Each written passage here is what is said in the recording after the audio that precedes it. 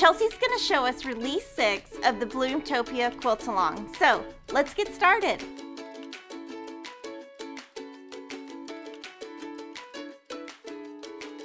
Hi and welcome to Release 6 Day. We are going to be making the Lewis and Clark block of the Bloom-Topia Quilt Along. So let's get started. First, we need to make our flying geese units. So you will need a background square and a fabric rectangle.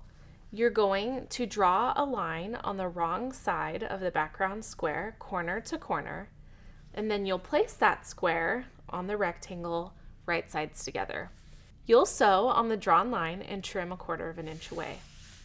Now you'll repeat that first step on the right side, and after you press, you'll have your flying geese unit. You will need to make 16 flying geese units. So now we are going to start making our Lewis unit.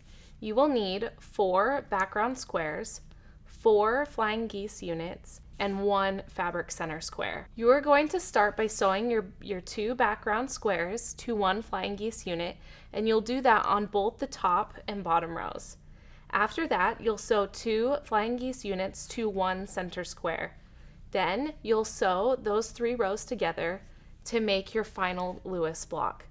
You will need to make 2 Lewis blocks with 1 fabric square, and then you'll need to make 2 Lewis blocks with this fabric square as shown in the middle as well. So this next step will be pretty easy. You're just going to take a background square and 2 fabric squares, and you'll cut them diagonally twice, corner to corner, so that you have 4 triangles for each square. Okay, so now we're going to assemble our hourglass unit. You will need 2 pink fabric triangles from the step before, an aqua, and also a background triangle from the step before. Next, you'll assemble these 2 triangles together, as well as these 2 triangles. Then you'll have these 2 units right here. You'll sew these together, and then you'll have a completed hourglass unit. Make sure that you trim your hourglass unit to the specified size in the pattern. So we're almost there. Now we're going to make our Clark unit. So you will just need 2 hourglass units, and you will sew them together, and then you'll have your Clark unit. You need to make 4 Clark units for your finished block. Okay, so now we're going to get started putting together the final Lewis and Clark block. So you will need 4 Lewis blocks and 4 Clark blocks, and then you'll also need your center fabric square. Assemble them as shown in the pattern.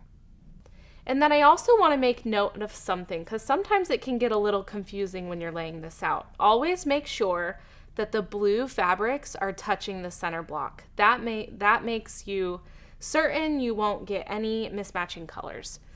Okay, so first you're going to sew 2 Lewis units on the top rows and the bottom rows together with 1 Clark unit.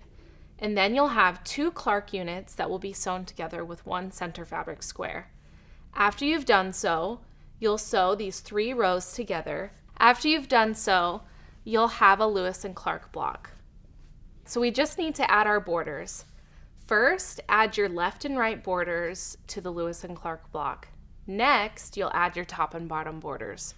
Afterwards, you will have a final Lewis and Clark block. Thank you so much for watching Release 6, and join us in 2 weeks for Release 7.